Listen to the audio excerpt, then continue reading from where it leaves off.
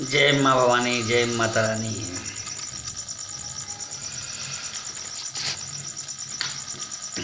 आज का जो ये मतलब विशेष वीडियो है, गणेश जी की आज चौथ है भाई, संकट चौथ। तो मित्रों, ये आज का स्पेशल वीडियो है उन लोगों के लिए, उन माताओं के लिए, उन बच्चों के लिए, बच्चे जो छोटे हैं उनकी माताओं के लिए, और जो बच्चे समझदार हैं उनके खुद के लिए ये वीडियो है।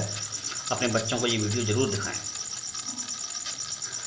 देखो, पहले तो मैं ये कहना चाहता हूँ माताओं के लिए कि अगर बच्चा आपका बहुत ज़्यादा जिद करता है और माँ का भाव बहुत विचित्र होता है, जिस तरह मेरा भाव आपके प्रति है, क्योंकि मेरा भाव आपके प्रति कैसे है मैं एक लय में बताता हूँ।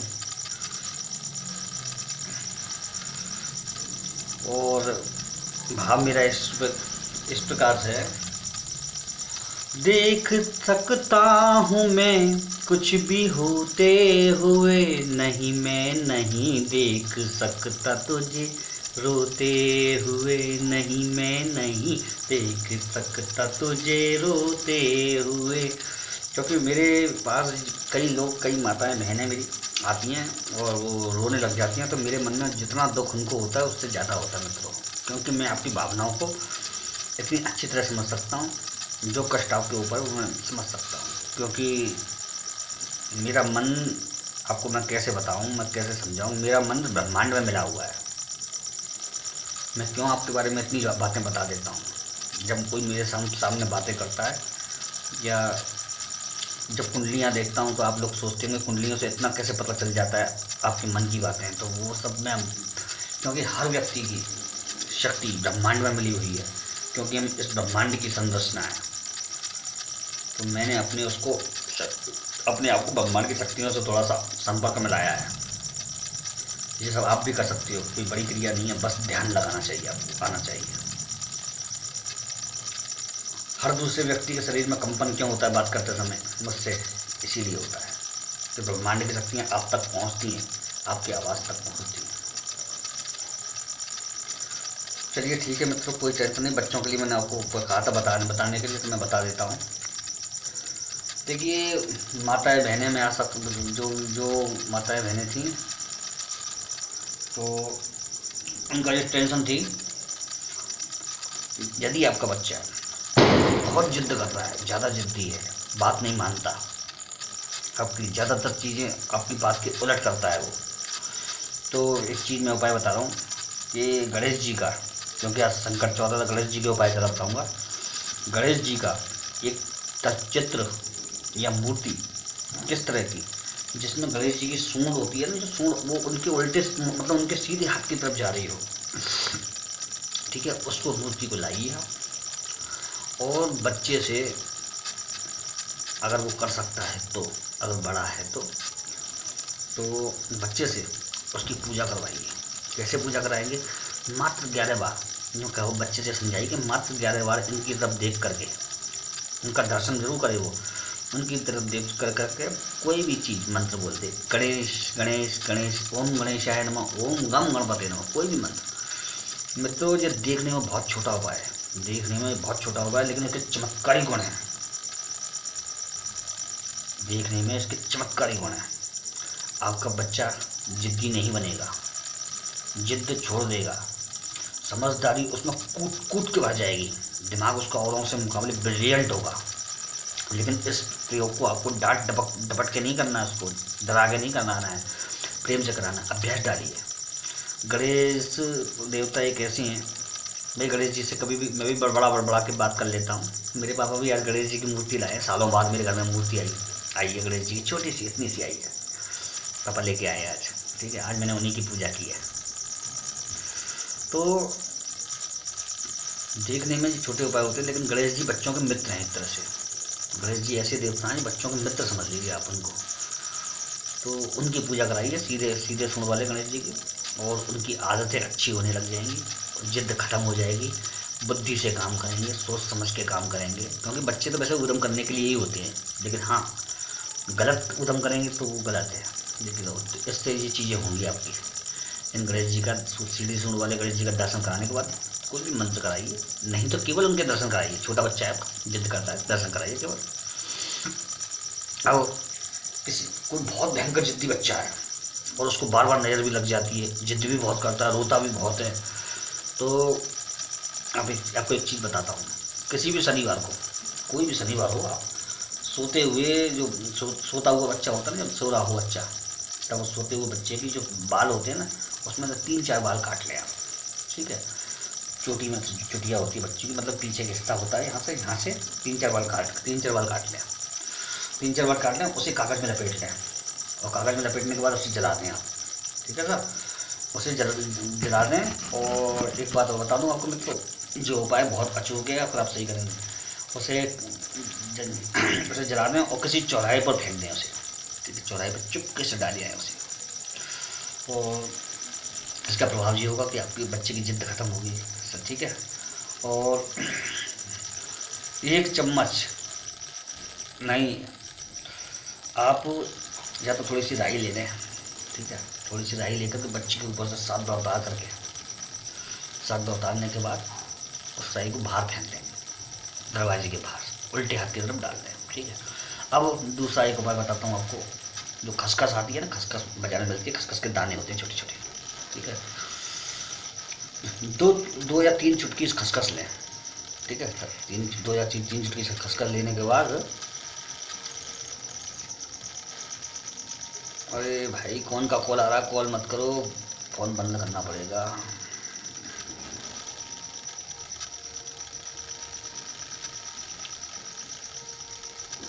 चलिए फ्लाइंग मोड में डाल दिया, अब कोई कॉल नहीं आएगा। बहुत लोग भाई, बहुत लोग बहुत परेशान हैं इस समय। तो मैंने क्या बताया था आपको, खसखस लेने के बाद 2-3 चुटकी खसखस लेना और 2 चम्मच देसी घी में उसको भून लें, ठीक है। 1-2 चम्मच देसी घी लें, उसमें हल्की आंच पे उसको भून लें। हल्की आंच पे भूनने पे वो अच्छा हो जाएगा देखने में भी, ठीक है। और हल्के आंच भूनने के बाद उसको बच्चे को उसको दूध में मिला के बच्चे को पिलाएं, ठीक है। आप इसको बुधवार को या मंगलवार को, ठीक है, और या रविवार को, इन 3 बार में से एक बार को शुरू कर सकते हैं, ठीक है। और इसको लगातार आपको 41 दिन, या तो 14 दिन करिए या 23 दिन करिए, या करिए 41 दिन, ये इसका विधान है। 14 दिन, 23 दिन या 41 दिन।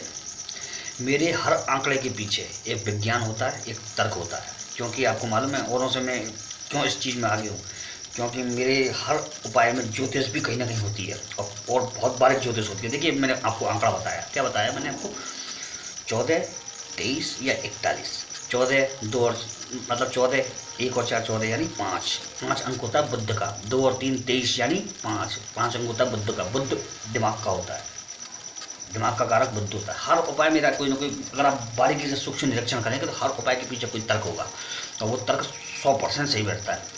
आप न केवल बच्चे का बुद्ध ग्रह बढ़िया होगा, उसकी बुद्धि सही होगी। 41 का भी यही होता है, 41 का होता है बुद्ध। मेरे ज़्यादातर मंत्र प्रयोग 41 के होते हैं, देखा है आपने। 41 दिन की साधनाएँ बताता हूँ, मैं 90 दिन की बताता हूँ, देखा है आपने कभी। 90 पूर्णांक कहलाता है, मंगल का अंक है और पूर्ण शक्ति का प्रतीक होता है। तो हर चीज़ में मेरे में तर्क होता है, तो कोई ना कोई बेस लेकर के चलना चाहिए, तभी आदमी सही उपाय कर पाता और वो जीतता भी है उस उपाय को। तो ये मैंने आपको बता दिया। और इस चीज़ को आप 41 दिन तक बच्चे को खस वाली भुनी हुई खस वो दूध में डाल करके और आप पिलाएं, तो आप बच्चे का बुद्धि बहुत अच्छी हो जाएगी। आप विश्वास नहीं करेंगे, उतनी अच्छी हो जाएगी। अब बच्चे के लिए दूसरी चीज़ बताता हूँ आपको। मोर पंख आती है ना, जो मोर पंख, अगर छोटा बच्चा है डर जाता है और ऑपरेशन करता है, तो मोर पंख ले लें। मोर पंख लेने के बाद उसके पलंग के चारों कोनों पे नीचे की तरफ पाए में मोर पंख बांधे।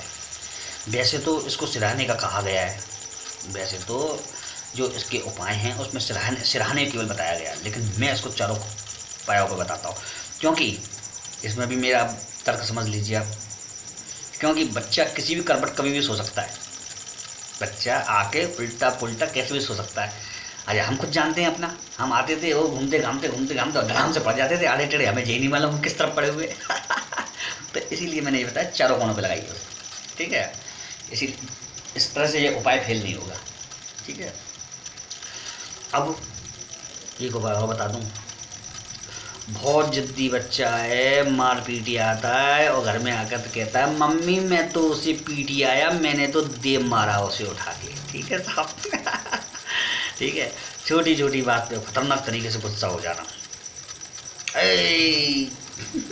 आजकल तो बच्चे डायलॉग बहुत ज़्यादा बोलते हैं, ठीक है। तो खतरनाक तरीके से गुस्सा हो जाना और ऐसी जिद भाई साहब उसके शरीर पे डंडे के डंडे तोड़ दो, लेकिन वो टच से मस्त ना हो। ऐसे बच्चे भी देखे मैंने, डंडे मार के ले जाओ, कोई भाग नहीं पड़ता, मैं तो यही करूँगा।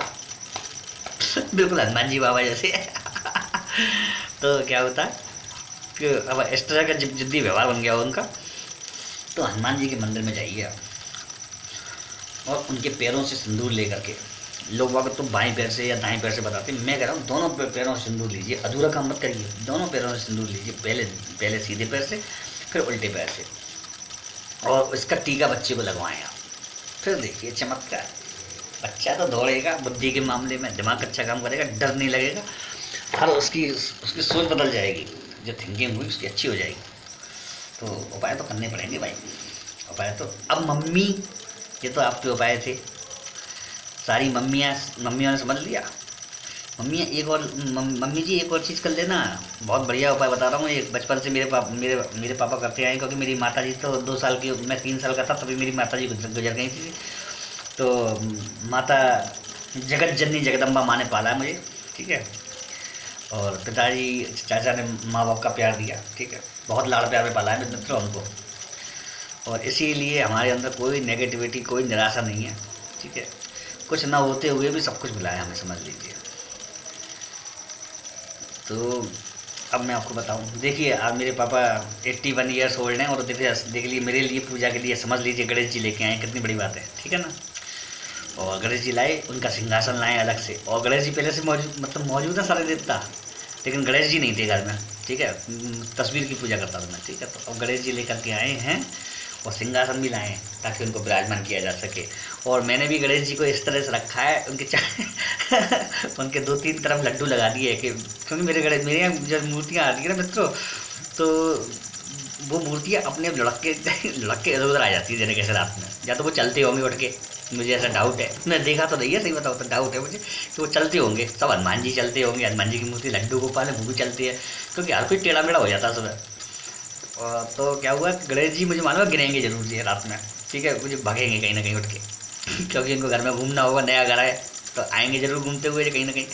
तो अब मैंने चारों तरफ उनके लड्डू लगा दिए, छोटे छोटे बना के, आज तिल बूरे के और घी मिला के लड्डू बना के लगा दिए। तो अब वो गिरेंगे तो लड्डू पे गिरेंगे, खाओ लड्डू।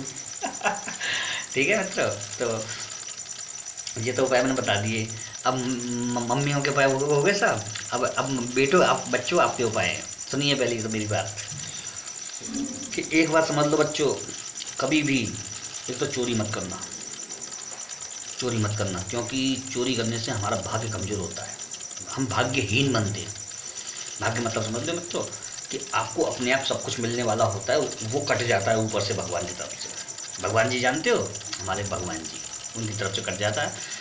और बच्चों एक बात और ध्यान रखना, कभी भी किसी की कोई चीज़ चोरी मत करना, कभी भी किसी की कोई चीज़ चोरी मत करना। क्यों मत करना, दूसरा एक कारण बताता हूँ। दूसरा एक कारण ये है मित्रों कि अगर किसी को बहुत कोई अच्छी चीज़ लगती है, किसी को कोई पेन बहुत प्यारा लग रहा है, ठीक है, वो उसको अपने पास रखता है, या किसी को कोई उसकी खिलौना, कोई डॉल या कोई भी कार वगैरह खिलौना बहुत अच्छा लग रहा है, वो उसको अपने पास बहुत मन से रखता है। अगर आपने उसकी वो चीज़ चुरा ली है, तो उसकी घर की सारी गंदी ऊर्जा, सारी गलत नेगेटिविटी उस खिलौने के जरिए आपके पास आ जाएगी, अगर आपने उसको चुरा लिया है तो। बच्चों एक बात ध्यान रखना। और बच्चों की मम्मियों, अगर आपके बच्चे ने किसी जगह से कोई चीज़ लेकर के आया तो उससे पूछिए आप ये कहाँ से लेकर के आया अचानक, और उसको वापस कराइए उसकी जगह। बच्चों में एक बात बताता हूँ आपको, एक छोटा सा बच्चा था राजीव, ठीक है, तो मैं एक बात बताता हूँ। जो आपने डॉल के बच्चों, आपने सुना है खूनी डॉल, जो एनाबेल डॉल है ना, आप तो नेट चलाते हैं सब बच्चे, तो आप बच्चों ने सुना होगा एनाबेल डॉल।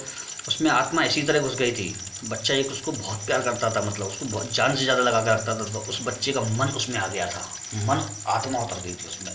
तो वो इतनी खतरनाक हो गई थी। तो मित्रों ध्यान रखना, वो ऐसी चीज़ें खतरनाक हो जाती हैं कभी कभी। आपको एक बात बता दूं, इसमें अगर ज़्यादा मन नहीं रखना चाहिए खिलौने में, वरना वो खिलौने भी जीवंत हो जाते हैं। हम खुद जानते हैं इस बात को। मैं बचपन में खेला हूँ, मैं और मेरी बहन, तो हमने देखा है अपने गुड्डों को रात में सपने में आते थे हमारे यार, कैसे बताएं हम। तो बच्चों किसी की कभी ऐसे खिलौने मत चुराना, नहीं तो उनकी सारी नेगेटिविटी ऊर्जा और उनकी प्लस हाई बद्दुआ आपके संग आ जाएगी। क्योंकि किसी की मन की चीज़ लेने से उसकी बद्दुआ आ जाती है। तो कभी मत लेना बच्चों, कभी मत चुराना।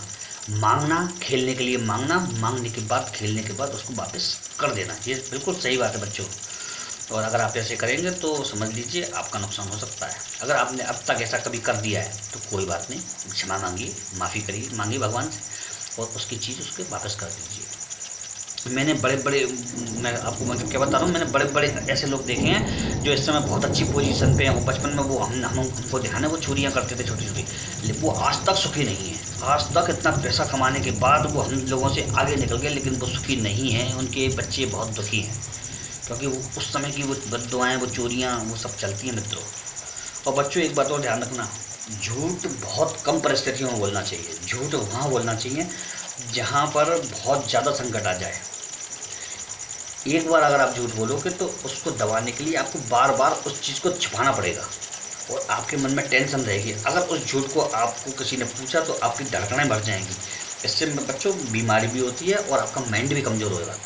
आपके माइंड पे प्रेशर बना रहेगा कि हमने झूठ बोला है, अगर किसी ने पूछ लिया तो क्या होगा। इसलिए स्पष्ट, हर चीज़ स्पष्ट बिल्कुल क्लियर करके चलो।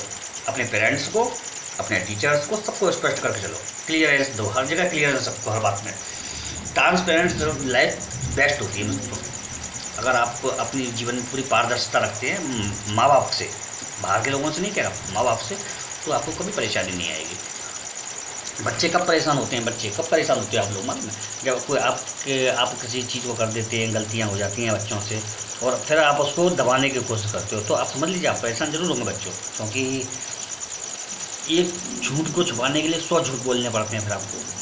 दूसरी चीज़ बच्चों एक बात बताऊँ, तो दूसरी चीज़ बच्चों कि आप कभी भी कोई चीज़ गलती आपसे हो जाती है बाहर, कोई भी चीज़ हो जाती है, अगर आप अपने माँ बाप से उसको छुपाने की कोशिश करेंगे तो उस गलती का खामियाजा आपको तो भुगतना ही पड़ेगा, आपके माँ बाप को भी भुगतना पड़ेगा। मतलब उस गलती की सज़ा जो कि छोटी सी होगी वो बाद में उस गलती की सज़ा बड़ी बन करके आपको भी परेशान करेगी और आपके पेरेंट्स को भी परेशान करेगी। तो इन सब चीज़ों से आप बचिए, क्योंकि बच्चे हम भी थे और हमने भी बहुत देखा। देखिए एक चीज़ और, आप अपने आप को ज़्यादा बुद्धिमान, मुझे मालूम है, मानते हैं, मैं जानता हूँ मानते हैं आप अपने आप को बुद्धिमान, लेकिन आप इतने बुद्धिमान नहीं हैं। उसका एक कारण देखिए, मैं अपने ऊपर कहता हूँ आपको कि मैं कभी किसी समय पे जब 10, 12, 15, 18 तक ये सोचता था कि मैं बहुत समझदार हूँ और मेरे घर वाले बेवकूफ़ टाइप के हैं। वो क्यों सोचता था कि उस ज़माने में वो चीज़ें नहीं थी जो हमारे ज़माने में थी, ठीक है सर, और अब उस ज़माने में वो चीज़ें नहीं थी जो अब इस ज़माने में। आप पूरे दुनिया को सर्च कर सकते हैं इंटरनेट पर, आप मुझे भी देख रहे हैं इस इंटरनेट पर, लेकिन ये एक आभासी दुनिया है, मायावी दुनिया है बच्चों। ये आभासी दुनिया है, इस पर हर चीज़ सत्य नहीं हो सकती, इस पर ज़्यादा विश्वास करना आपके लिए सही नहीं। और एक बात और, जो इसका ज़्यादा यूज करते हैं, खामखा यूज करते हैं, उनके माइंड हमेशा वीक पाए गए हैं। जो एक रिसर्च में अमेरिका में भी सिद्ध हो गया है। और सबसे ज़्यादा इसमें माइंड वीक में कौन पाए गए हैं, जिनने 5 घंटे, 4 घंटे, 3 घंटे से ज़्यादा इंटरनेट यूज़ किया है, वो भी खाली मजाक की बातों में। ये आपको कोई अच्छी जानकारी है आप ले सकते हैं, 2 घंटे लीजिए, 4 घंटे लीजिए, लेकिन वो आपके काम आनी चाहिए। कुछ लोग इसमें खाली हंसी मजाक ही देखते रहते हैं, कुछ लोग इसमें क्रिकेट ही देखते रहते हैं। हद से ज़्यादा ख़राब चीज़, हर चीज़ अति की सबसे ज़्यादा ख़राब होती है। तो बच्चों ये सब चीज़ें समझिए आप, ये आपको बहुत नुकसान दे सकती है आगे। तीसरी चीज़, अपने घर की बातें कभी किसी को नहीं बतानी चाहिए बच्चों। अगर आपके घर में कोई बात है, कोई लड़ाई हो जाती है कभी, तो कभी किसी को बाहर नहीं बताना चाहिए। चौथी बात, अपने दोस्त बार बार नहीं बदलने चाहिए। दोस्ती चुन के बनाइए, चूज़ करिए कि कौन आपका बच्चा आपका साथ देने वाला है, कौन बच्चा आपका साथ नहीं देने वाला। उसी के हिसाब से आप अपने आप को ढालिए और उसी को पक्का बना के चलिए। हमेशा ध्यान रखिए, बार बार बदलने वाली दोस्ती कभी परमानेंट नहीं होती है। कॉलेज की दोस्ती कई बार कॉलेज तक ही रह जाती है, कई बार कॉलेज तक। अगर वो जीवन में अगर चली जाए आगे तो बहुत बड़ी बात है। एक ज़माना ऐसा था कि कुछ खास दोस्त होते थे हर व्यक्ति के और वो जीवन भर रहते थे, लेकिन अब इतनी फास्ट लाइफ है कि आपको नित्य नए दोस्त, नित्य नए फ्रेंड। आप बड़े होंगे, फिर आप गर्ल फ्रेंड बनाएंगे, लवर बनाएंगे, तो वो सब चीज़ें आपके लिए दिक्कत पैदा करते हैं, क्योंकि फिर आदत पड़ जाती है ना बार बार दोस्त बदलने की, तो वो जीवन में इन चीज़ों को भी बदलता है फिर बार बार। आप बचपन में अगर बार बार दोस्त बदलेंगे और कभी इससे बातें करेंगे, कभी उसको छोड़ देंगे, कभी उससे लड़ाई कर लेंगे, तो क्या होगा, आप बड़े होकर के भी आपके साथ यही होगा और लोग भी आपके साथ ऐसा ही व्यवहार करेंगे। हर तीसरे 10वें दिन आपका दोस्त बदल जाएंगे। उस दोस्त को छूटने के बाद आप उसकी बुराई करेंगे, वो आपकी बुराई करेगा, वो सब चीज़ें होती है बच्चों। इसलिए बचपन में ही स्टेबिलिटी, तो अपनी लाइफ में स्टेबिलिटी, समझ गए ना। तो ये सब चीज़ें हैं बच्चों, इसको देखना ज़रूर, समझना ज़रूर। और सबसे बड़ी जो आपके जो टीचर्स हैं वो आपके माँ बाप, पेरेंट्स हैं, उनके अलावा कोई आपका सबसे बड़ा टीचर नहीं है। कॉलेज में आप केवल विद्या गेन कर सकते हैं, लेकिन आपको 24 घंटे रहना माँ बाप के साथ है, तो सबसे बड़े टीचर वो होते हैं। सबसे ज़्यादा बच्चे अगर कभी बिगड़ते हैं तो केवल माँ की कमी की वजह से बिगड़ते हैं, और दूसरे सेकंड पिताजी की कमी की वजह से बिगड़ते हैं बच्चे। बाकी किसी का दोष नहीं होता है, क्योंकि इन लोगों के हाथ में ही होता है उनको समझाना, सुधारना, और उनको एक लीक पर लगाना, एक वे देना उनको, जिसको कहते हैं एक शार्प वे। तो उस पर लेकर चलना बच्चों को माँ बाप के ऊपर होता है। माँ बाप, कई जगह मैंने ये देखा है कि माँ बाप अनपढ़ होते हुए भी अपने बच्चों को इतना बढ़िया हाई एजुकेटेड करते हैं, तो इतना हायर एजुकेटेड करते हैं कि वो किसी न किसी बड़े पद पर न्यायाधीश, वकील, जज ये बनते हैं। तो वो बड़ी चीज़ें होती हैं बच्चों। जब वो आपको इतना पढ़ा रहे हैं, इतना कर रहे हैं, तो आपको भी ध्यान रखना चाहिए। जब वो आपका दिन रात आपके लिए ख़त्म कर रहे हैं, तो आपको भी ध्यान रखना चाहिए। कुछ लोग बच्चे ऐसे होते हैं जो बड़े होकर के शादी के बाद अपने माँ बाप को छोड़ देते हैं, तो उनको तो उनकी संतानें उनको कष्ट देती हैं बहुत। ऐसी ऐसी दंड मिलती हैं, पूछो मत। उनकी संतानें उनको मारती हैं अगर वो अपने माँ बाप को इस तरह वो करते हैं, परेशान करते हैं। तो कुछ बच्चे माँ बाप पे हाथ तक छोड़ देते हैं, छोटे छोटे। कभी नहीं सोचना भी मत, बड़ा बाप है ये। चलिए, मैंने आपको छोटी सी एक चीज़ बता दी बच्चों, आप ध्यान रखना। और बच्चों की मम्मी हो तुम तो ज़्यादा ध्यान रखना अपने बच्चों का, तुम्हारे हाथ में ही है इनका फ्यूचर।